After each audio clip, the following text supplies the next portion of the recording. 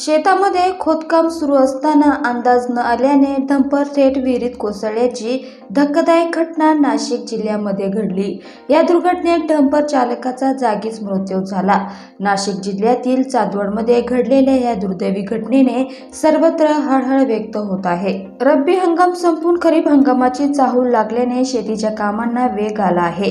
शेतीची मशागत, बी बियाण्यांची खरेदी तसेच शेतातील विहीर पाणी साठ्याच्या उपयोजना करण्यात बळीराजा व्यस्त आहे।